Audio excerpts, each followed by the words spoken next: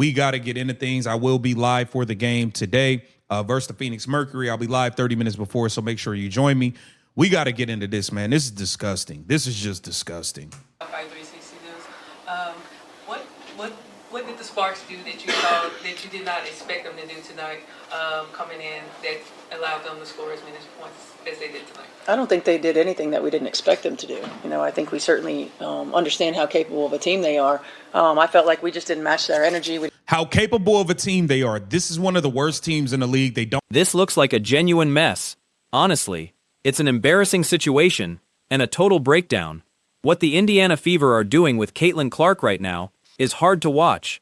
Head coach Stephanie White and guard Kelsey Mitchell both faced reporters after the game, and both essentially threw Clark under the bus, White especially. It came across like the team feels it can function fine without her. At this point, it seems like the organization should just cut ties and let her move on somewhere else so the rest of the roster can operate the way they want.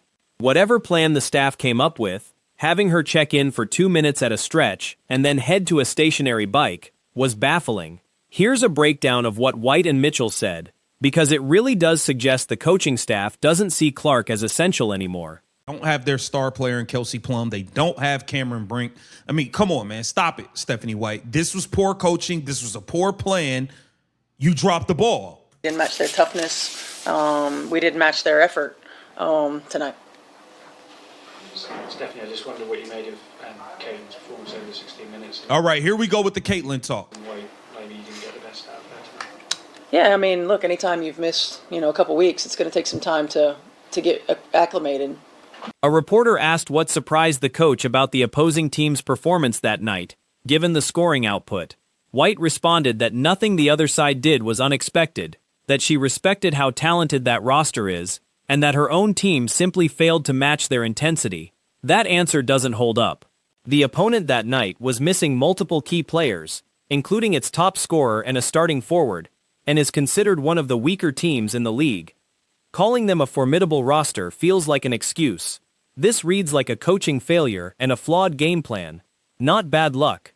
White went on to say, her team didn't match the other side's physicality or effort level. Yeah, I mean, look, anytime you've missed, a couple weeks, it's going to take some time to get acclimated. I think it's going to take some time to build endurance. She hadn't really been able to practice all that much either.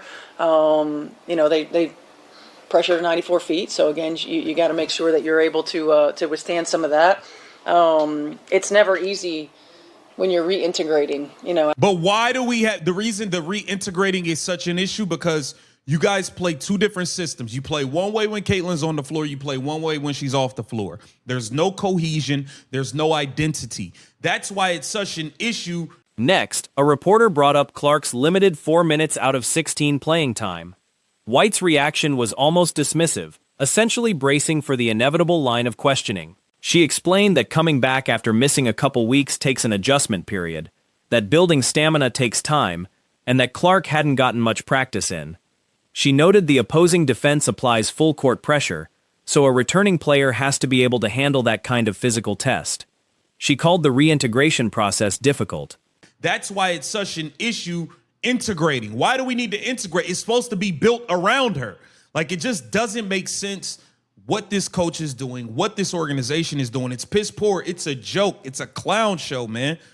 And I'm sure it's hard for somebody to get reintegrated when they're playing 90 seconds and coming out. The most the girl played was 3 minutes at one time. I get it. You're on a minutes restriction. If that is the minutes restriction and that is the plan, don't play her until she can play more minutes. It just doesn't. But here's the real issue. The difficulty exists because the team runs two completely different systems depending on whether Clark is on the floor or not. There's no consistent identity. That inconsistency is exactly why blending her back in feels so complicated. The offense is supposed to be structured around her in the first place, so this shouldn't be a problem to solve. The whole approach from the coaching staff feels disorganized and poorly thought out. Don't play her until she can play more minutes. It just doesn't make sense. After pressure 94 feet, so again, you got to make sure that you're able to withstand some of that. It's never easy when you're reintegrating, after injury. So I thought she did some really good things. It's just a tough scenario when you're on a minutes restriction and you're trying to get back into rhythm throughout the course of the season. So she's going to continue to be better, and we're going to continue to be better, and as we get her back, working back in. Work her back in. Like this, she's a fucking joke, man. It's also worth noting how tough it would be for anyone to find rhythm playing 90-second stretches at a time, with her longest run on the floor lasting only 3 minutes. A minute's restriction is understandable, but if that's truly the plan, then maybe she shouldn't be checking in and out that rapidly at all, since it undermines the entire purpose of building rhythm. Like this, she's a fucking joke, man. This lady's a joke, man. As we work her back in, like, what are you talking? Yeah, the Sparks had 60 points in the paint tonight. Just what were the breakdowns in the front court, especially with AB out? Yeah, I mean, that's a big one. Right, that's a big one because she's our anchor. She's our anchor. She's our communicator. She's our rim protector. Oh, what? You got Dantas. You wanted Dantas, right? We're going to get to what Kelsey Mitchell had to say, too. This is ridiculous on all fronts. They feel like they don't need Caitlin Clark. It's ridiculous. White continued, repeating that full court pressure requires physical readiness, that returning from injury is never simple, and that Clark showed positive signs despite the circumstances. She acknowledged it's a tough spot being on a restricted schedule while trying to find a groove mid-season, but said both the player and team would keep improving as she gets more integrated. That phrase, as we work her back in, feels absurd given the situation. They feel like they don't need Caitlin Clark. It's ridiculous. We don't have a transition defense when you give it to them and they're able to score. We don't have a transition defense when you give it to them and they're able to score. Turnovers for touchdowns, so to speak. That she never talked about Kelsey Mitchell turnovers. She didn't sub Kelsey Mitchell out after those horrific turnovers, but okay. I felt like some of our rotations weren't there. As good of activity level as we had a game ago, I don't think we had that here tonight. Again, it's big when you don't have. A reporter then asked about the front court breakdown, especially defending the paint, since the opponent scored 60 points in that area, and the team was missing its starting center. White called that player the team's anchor, communicator, and rim protector. This raises the question of why another center wasn't given more opportunity. It's frustrating watching the coaching decisions unfold. Mitchell's post-game comments deserve attention too, since her tone was even more dismissive, like the team genuinely doesn't need Clark around. Tonight, again, it's big when you don't have an AB on the floor. Certainly, we didn't have Sophie early as she locked up early, before even warm up. So we didn't have her early as well. So I think more than anything, collectively, just the team defensive effort, making sure we're in our rotations, having each other's back. It wasn't there consistently. Trash as a coach. Now let's get into Kelsey Mitchell acting like she don't even care. Like she don't need Caitlin. Like it's crazy, man. It's about showing up. It's my job. I'm gonna do my job every day. Mitchell talked about a lack of transition defense, allowing easy scoring chances when the ball got turned over, essentially free baskets off giveaways.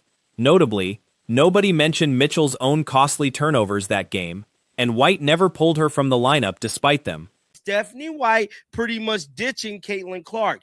Yes, she's ditching her, bro. She's ditching her in a major way. Because you want to know why? Because she's turning this team over to none other than Kelsey Mitchell. It's been Kelsey Mitchell the whole step of the way. And I'm telling you right now, if they build this thing around Kelsey Mitchell, it's not going to work. It's just not going to work at all. Now, there is going to be some cap situation. Mitchell continued, saying defensive rotations were lacking, that the energy level from the previous game wasn't replicated, and that missing the starting center mattered a lot. She also mentioned a teammate got sick before warm-ups and wasn't available early in the game. She pointed to overall team defensive effort and communication as the core issue, saying it just wasn't consistent. The coaching in this stretch has been questionable. Mitchell's attitude in these interviews comes across as indifferent, almost like she doesn't value having Clark on the roster, which is a strange stance to take publicly. Going to be some cap situations going on for next season. Indiana Fever going to have a tough pill to swallow here because I believe Caitlin Clark is eligible for the Supermax or a max next year. Now, I still believe Caitlin Clark is going to get the hell out of Indy after this year. That's just my own personal theory. It ain't nobody else's opinion. It ain't fact. I just want to let y'all know that. This is just what I believe. Now, let's say Caitlin Clark be a good girl for the Fever and be like, you know what, I'll run it back one more year despite how this season go. Mitchell added that showing up and doing her job daily is what matters to her, that this level of competition can't be taken lightly, that effort has to be given fully every night, and that she personally tries to be available whenever physically possible. That's a fair sentiment on its own, but it also seemed to carry an implication that Clark wasn't giving full effort or showing up the same way, which is a questionable insinuation to make. Year despite how this season go. She running back. What they gonna do with Kelsey Mitchell? The whole person they didn't pretty much sacrifice 2 seasons for to build the offense around. Y'all can't pay everybody. Kelsey Mitchell gonna think she's a supermax player. Now I'm not saying she don't deserve the supermax, but let's see how Kelsey Mitchell play for a team where she's not the primary target or the primary person that the offense is running through. Because it's clear as day it is. She down there had 30 yesterday. She's averaging over 20 points, and she's having 3 assists. There was brief mention of the opposing team's strong execution and how turnovers fueled their scoring runs, along with commentary about the game feeling disjointed throughout. This ties back to White's earlier comments about the difficulty of blending Clark into the lineup. A reporter asked Mitchell whether there was a persistent disjointed feeling the team couldn't shake. She responded that everything feels chaotic offensively when the defense isn't performing, that offensive execution suffers when the other team is scoring at will in transition, and that poor defense was the real reason the offense never found rhythm. She's averaging over 20 points, and she's having 3 assists. She ain't passing the ball. She's chunking up shots. I think we all could agree on that. Now, this was Stephanie White at the conclusion of the game last night, man. Now, I'm telling you this, bro. This is troubling. This is troubling as an Indiana Fever fan. Now, I know some of y'all might have heard this earlier today, but hell, we got to play it again. We got to play it again like a mug. Because I want y'all to listen very good to what she's saying. Let's start it over. All right, y'all. Great job. Great job. She elaborated that the team had flashes of good execution and moments that hinted at a comeback, but couldn't sustain them possession after possession, eventually resorting to hero ball looks for saving plays, which came too late. She emphasized needing to lock in defensively and let the offense flow from that foundation, calling the defensive performance sloppy overall. Asked again about the front court defensive breakdown and the 60 points allowed in the paint, Mitchell reiterated that missing the starting center hurt significantly, that turnovers prevented the defense from ever getting set, and that transition... Let's start it over. All right, y'all. Great job. Great job. We did a lot of great things. I'm sure this has to be a season low 7 turnovers. Wow. Look at her. I'm sure. And then she immediately looks at the camera. See, I had to go back and watch this to get the full understanding and context of what she's saying. She immediately looks at the camera. You take care of the ball, you give yourself a chance, right? 13 offensive rebounds.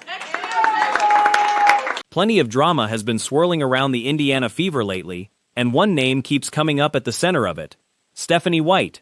The team faced off against the Las Vegas Aces yesterday, and the matchup produced several moments worth breaking down. There was White appearing to take a subtle jab at Caitlin Clark. There was also a moment where she spoke with Becky Hammon, something about appreciating the hospitality at the press conference, likely a nod to the tight bond between the two coaches, who seemed to operate as close allies no matter what. With that context set, the post-game press conference brought even more attention-grabbing content. But the detail that overshadowed everything else circled back to the clip that dominated discussion earlier in the day, White appearing to shift focus away from Clark. The shift looks significant, because the spotlight seems to be moving squarely onto Kelsey Mitchell.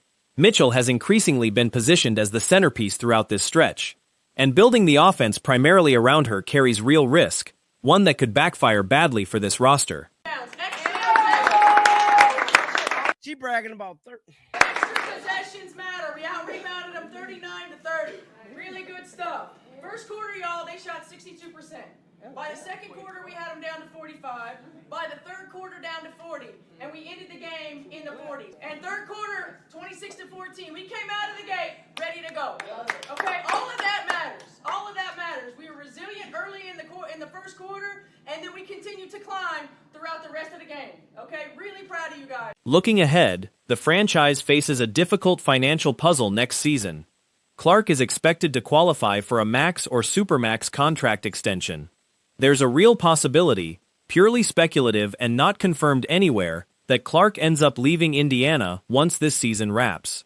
That's simply a personal read on the situation, nothing more, not a guarantee of any kind. Now suppose Clark decides to stick around and give it another year regardless of how the season finishes. What happens then with Mitchell, the very player the coaching staff seemingly restructured 2 seasons of strategy around?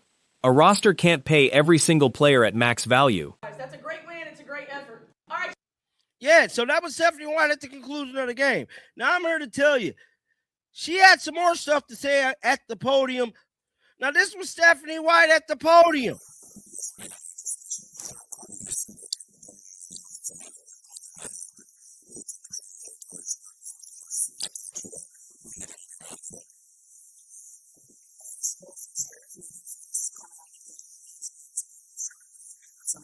Mitchell may well view herself as deserving of a top-tier deal. That's not necessarily wrong, but her production should be judged by how she performs on a team where she isn't the number one offensive option. She didn't crack 30 points in the recent game. She's averaging just over 20 points a night, alongside 3 assists per game. She isn't distributing much, she's mostly firing off shots. That's a pattern most observers would likely agree on. Here's what White said once the final buzzer sounded last night. This part deserves attention, because as a Fever supporter, this raises real concern. Some may have already caught wind of this clip earlier, but it's worth revisiting closely, paying attention to the exact wording used.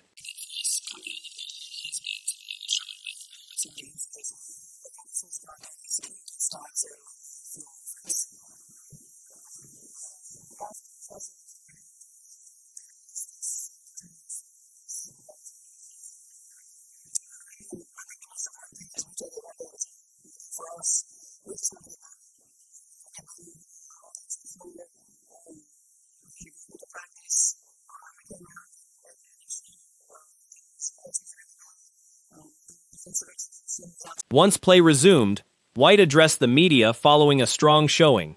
Solid effort across the board tonight, plenty of positives to take from this one, though this outing likely marks a season worst for turnovers, with 7 giveaways total. Notice how she glances directly toward the camera right after saying that. Rewatching the clip was necessary to fully grasp what was being communicated and the surrounding context. She looks straight at the lens again. Ball security opens up opportunities, and that shows in numbers like 13 offensive rebounds, which translate into extra scoring chances. Extra possessions carry real weight in these games. The team out-rebounded their opponent 39-30 overall, a genuinely strong showing. Early on, Las Vegas shot 62% in the opening quarter. That number dropped to 45% by the second quarter, then fell further to 40% in the third. The defensive intensity carried through to the final buzzer. The third quarter scoring gap alone read 26-14 in the Fever's favor. The team came out with strong energy from the opening tip. Every piece of that mattered. The squad showed toughness early in that first quarter and kept building momentum as the contest progressed. Genuine pride was expressed toward the players' effort, calling it a strong win built on real hustle. Following the post-game remarks, additional comments surfaced at the press conference podium worth noting. For context, the previous matchup against the Aces was a rough one across the board. Mitchell had to be helped off the court, Aaliyah Boston fouled out, and the officiating drew heavy criticism throughout that contest. It was an ugly outing overall, no way around it. That covers the full press conference breakdown from this latest matchup between the two teams.